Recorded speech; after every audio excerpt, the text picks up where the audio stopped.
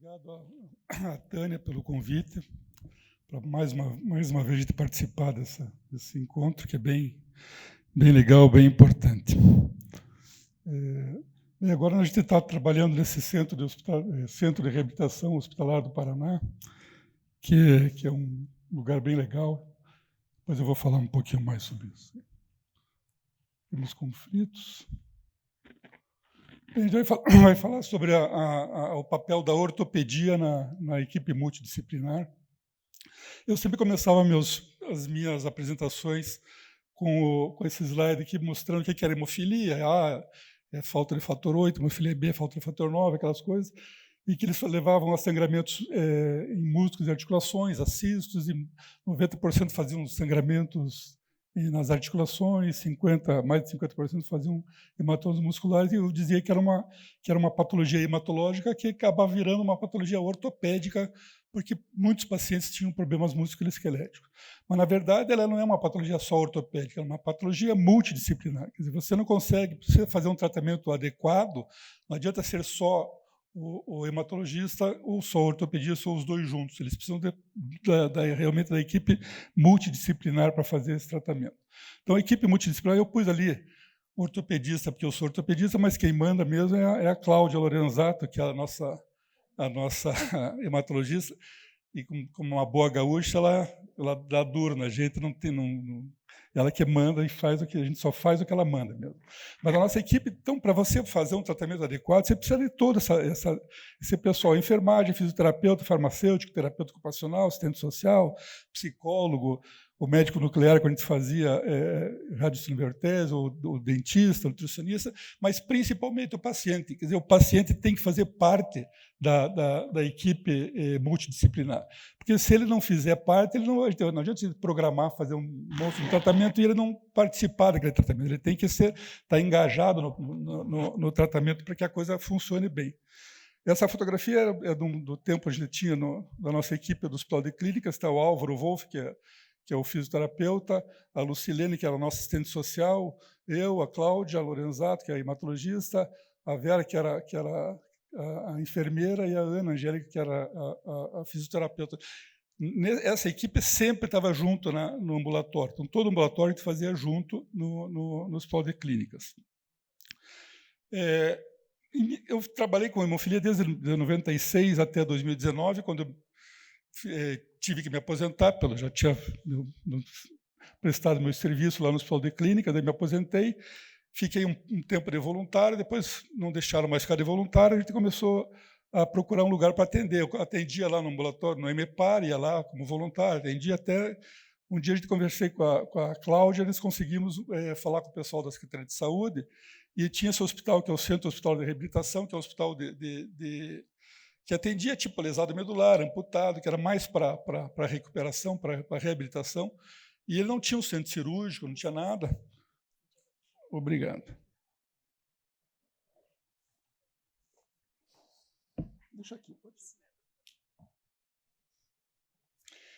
E, no fim, a gente conseguiu fazer o mesmo ambulatório que a gente fazia no Hospital de Clínicas, lá no CHR, como a gente chama.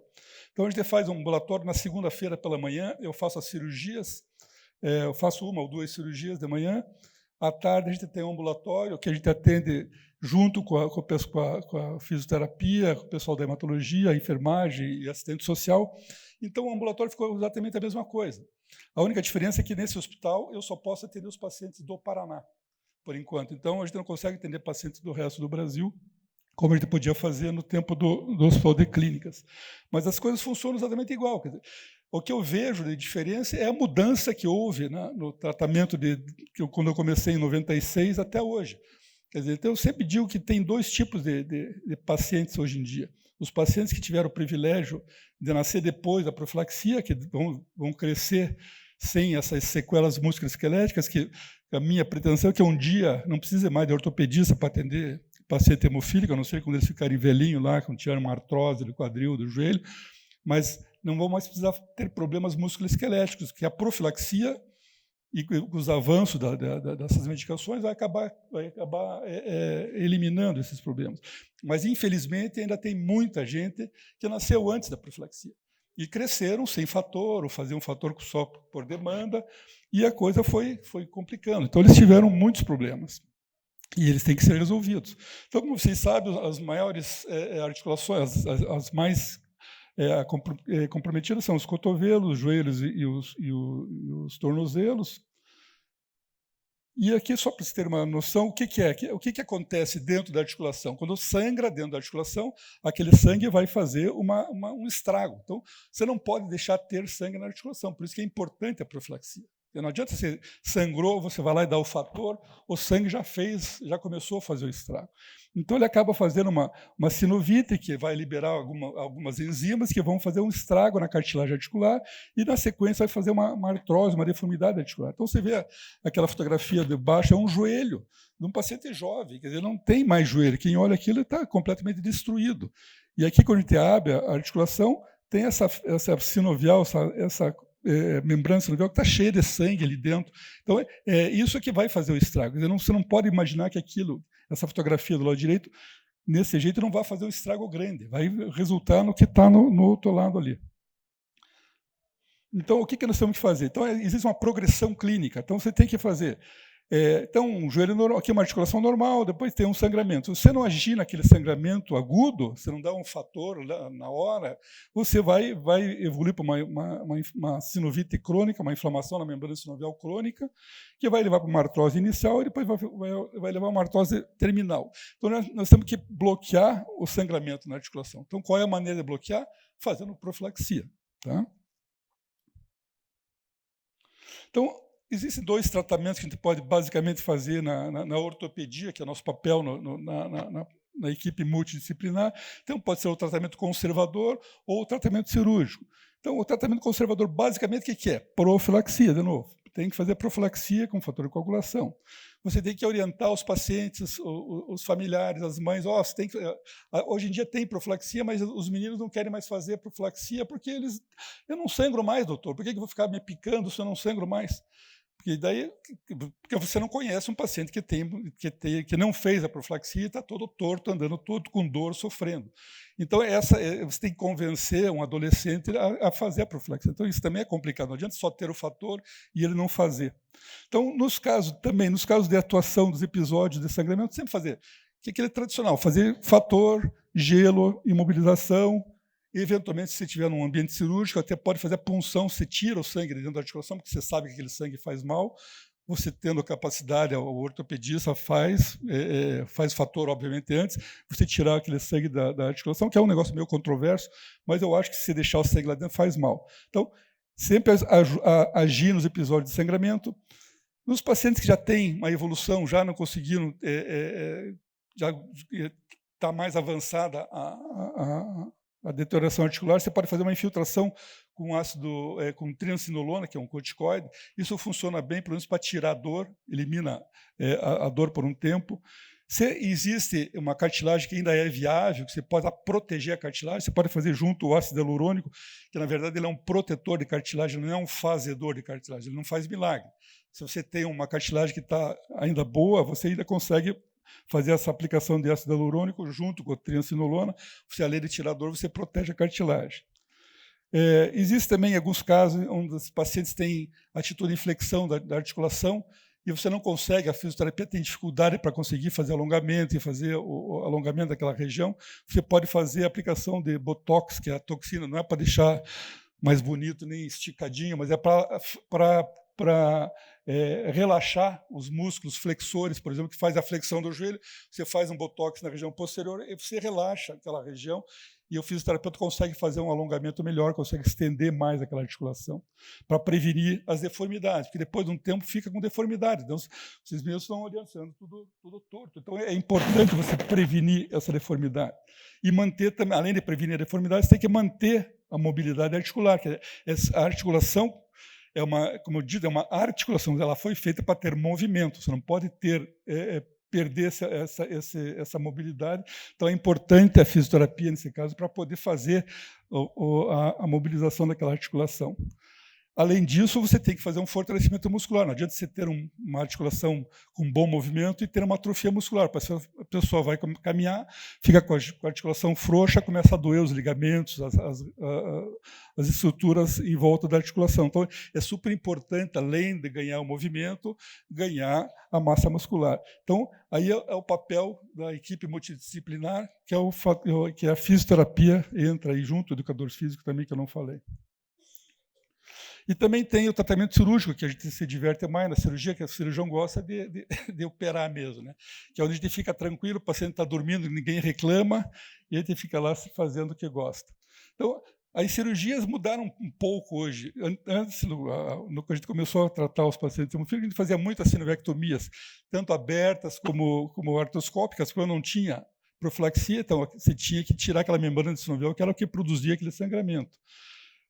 Depois fazia as ostomias, que era, eu lembro no HC, é ruim de lembrar disso, chegava aquelas criancinhas de 5, 8, 10, 12 anos, com o joelho em flexão, e não conseguiam ficar em pé, então eles se arrastavam no chão. E você não conseguia mais estender aquela articulação, porque fica muito tempo, muitos anos naquela posição. Então a gente fazia uma ostomia no fêmur para esticar o joelho da criança ou na tíbia. Hoje em dia a gente faz mais, graças a Deus, esses pacientes não tem mais, já não são mais raros. O que tem ainda é aqueles pacientes que têm problema no cotovelo, que não conseguem fazer o movimento de pronospinação, que é aquele movimento de pôr a mão para cima e para baixo, porque a cabeça do rádio vai crescendo e impede esse movimento, além de dar dor. Você é uma cirurgia simples, você resseca a cabeça do rádio e você ganha esse movimento. Também tinha as sinovectomias radioativas ou as químicas, que, graças a Deus, com o advento da profilaxia, até hoje estava falando com o Eric ali, que as sinovectomias radioativas, eu não sei qual é o papel hoje em dia, se é tão importante você investir em radioisótopo para fazer uma sinovectomia radioativa, porque com o advento da profilaxia diminuiu muito a indicação. Então, raramente você tem que fazer uma sinovectomia nesse tipo de pacientes. Também diminuiu também as liberações músculo-ligamentares, a não ser os alongamentos de tendão de Aquiles, que ainda é um procedimento mais comum. Aqueles cistos subcondrais no tornozelo, também tem alguns pacientes que têm sangramentos de repetição no tornozelo e fazem umas lesões no osso do tornozelo, do talos.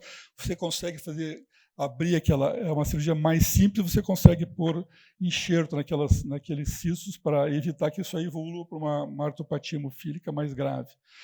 E o que ficou são as artroplastias mesmo, quer dizer, você trocar as próteses de joelho, a prótese de quadril e as próteses de tornozelo, que no passado eram ninguém queria fazer, mas agora a gente começou a fazer, que é o que espero que a coisa funcione bem para frente. Só que, infelizmente, ainda não tem esse código de prótese de tornozelo na tabela do SUS, que é uma coisa que teria que ser implantada, porque não adianta você ter material, mas não ter o código, você não consegue nem comprar a prótese, não consegue nem fazer isso, porque não tem na tabela.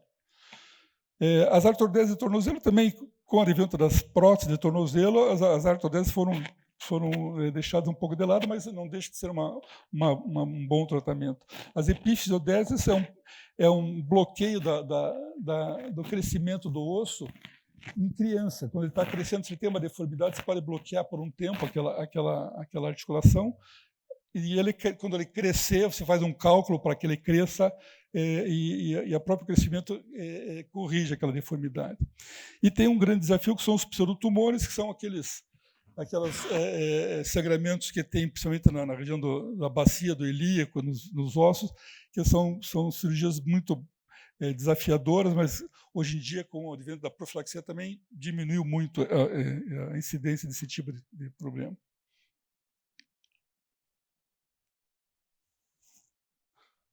Não está passando aqui, mas agora passou. Então, aqui, só para acabando aqui rapidinho, quando vai fazer uma cirurgia, então é importante o detalhamento da cirurgia. Então, você discutir com a equipe multiprofissional o que você vai fazer com o fisioterapeuta lá, ele vai fazer aqueles protocolos, aquelas SF36 ou ficha, são alguns daquelas como é que chama aquilo? Avaliações. Isso é importante para você poder ver depois o resultado, qual é o objetivo da cirurgia, se vai ganhar o movimento, se não vai ganhar, se vai andar. Então, é importante o paciente saber qual é a expectativa dele. Então, ele é importante para participar, porque eu faço uma prótese de joelho e depois ele vai ter que ganhar um movimento. Se ele não fizer a parte dele, não adianta. A prótese não tem motor, não é um robô, ele não funciona sozinho. Tem que ter a participação do paciente, que é super importante. Então, ele tem que entender qual é o procedimento que ele vai ser submetido. Então, a gente recebe, a Cláudia lá faz uma carta dizendo qual é o tipo de procedimento, qual é se é fator 8, se é fator 9, qual é a quantidade de fator que vai fazer, qual é o horário que vai fazer. E essa carta é mandada para o banco de sangue, para o centro cirúrgico, para o anestesista, para o banco, para a farmácia, para todo mundo, até o paciente, eu tenho, para a gente saber qual é o horário e qual é a quantidade do fator que tem que fazer para ser bem certinho. Então é importante ter essa avaliação. Então, aqui só para mostrar o que acontece se você não tratar. São joelhos com muitas deformidades, então a gente faz cirurgias para ganhar movimento e tirar principalmente a dor. Aqui também outro papel importante da equipe. Aqui um paciente que chegou no quarto dia, ele não conseguia fazer o movimento, você leva no centro cirúrgico, faz uma anestesia simples ali só para dormir, para tirar dor, e você vai com o hematologista faz a prescrição, eu fui com o fisioterapeuta junto, para ele ver como é que é. Claro, o paciente está anestesiado, ele faz o movimento, eu fotografo e mostro para o paciente depois, você consegue estender, você consegue dobrar. Então, porque às vezes eles têm medo, vai arrebentar, vai acontecer, então é importante fazer esse coisa. Aqui também é um outro caso, uma prótese de quadril, um quadril destruído ali do lado direito, ali em cima. Você tinha um encurtamento grande, dor, o paciente claudicava, você consegue restaurar o comprimento da perna com uma prótese. Aqui embaixo é uma necrose de cabeça femoral por uma doença falciforme, e o paciente foi operado nos dois quadris no mesmo dia. A prótese que a gente usa é a mesma prótese que a gente usa na hemofilia, é a mesma prótese que a gente usa em qualquer paciente. O paciente falciforme, ele tem, a prótese é a mesma, não tem que fazer uma prótese diferente para um paciente falciforme. Aqui é um caso, só para acabar, esse é um caso bem que me deu muita dor de cabeça, perdi alguns dias de sono aí, porque esse é um paciente, além dele ele tem hemofilia A grave e lúpus junto, uma doença grave também. E daí a gente foi fazer uma prótese bilateral no joelho dele, ele tinha a articulação completamente destruída, ele tinha pouco movimento na articulação e muita dor, além do lúpus, que ele tinha que fazer o tratamento do lúpus e tal. E nós fizemos a cirurgia, ele até nesse lado de cá está meio verde, ele é bem estranho aquela articulação dele, mas a gente fez a prótese, a prótese deu tudo certo ali, a radiografia no pós-operatório imediato, a prótese ficou bonitinha. E daí eu operei ele de manhã, foi no ambulatório, de tarde, no fim da tarde eu passei para vê-lo. E daí ele disse, doutor, minha perna esquerda está com muita dor, estou com dor, eu achei que estava enfaixado, eu tinha enfaixado muito forte, soltei o enfaixamento, continuou com dor, o pé dele estava branco e sem pulso. Então, na verdade, ele fez uma trombose, ele é hemofílico e fez uma trombose, estava sem pulso. Daí, então, ele foi feito um ecodoppler, ele tinha uma trombose da artéria poplítea. Daí ele chamou o pessoal da cirurgia vascular, eles foram lá, desobstruíram a artéria, e tudo bem, no dia seguinte ele estava voltou o pulso e estava tudo bem. À noite, trombosou de novo. E daí, daí me ligaram, nós vamos amputar ele, porque não tem mais jeito, porque não sei o que lá. Eu disse, mas não dá, acabamos de fazer a prótese, não dá. O paciente tinha 30 e poucos anos, não vamos, não. Daí falei com o chefe da vascular, daí eles fizeram, então tá bom. Então fizeram uma ponte de safena nele, tiraram a safena da outra perna, fizeram uma ponte de safena, fizeram fasciotomias, sei que ele ficou todo retalhado e o pulso voltou. Só que ele ficou internado 38 dias na UTI, a cirurgia plástica depois teve que fazer ele ficou todo cheio de lesões na pele, e por fim infectou a prótese, tive que abrir de novo a prótese, trocar, lavar, e durante esse tempo ele ficou tomando fator 8 todos os dias, e as cirurgias tiveram que ser suspensas, porque ele tomou todos os fatores que tinha em Curitiba, lá. Por isso que se diz que o Paraná consome tudo. Então, aqui é um exemplo realmente de tratamento multidisciplinar. Quer dizer, O hematologista tem que participar, o ortopedista, o cirurgião vascular, a cirurgia plástica, a infectologia, a enfermagem, fisioterapia, assistente social, psicologia, porque ele ficou na UTI, ele dizia, doutor, o senhor falou que ia ficar 5 dias no hospital, ficou 38 dias internado na UTI, então era uma situação realmente complicada. E ele, graças a Deus, ele ficou aqui, está com 90 dias, cicatrizou tudo. Eu não sei se consigo passar esse... Tem um filminho aqui que mostra ele movimentando. Agora estica, estenda, e dobra de novo. E agora eu faço o outro lá também.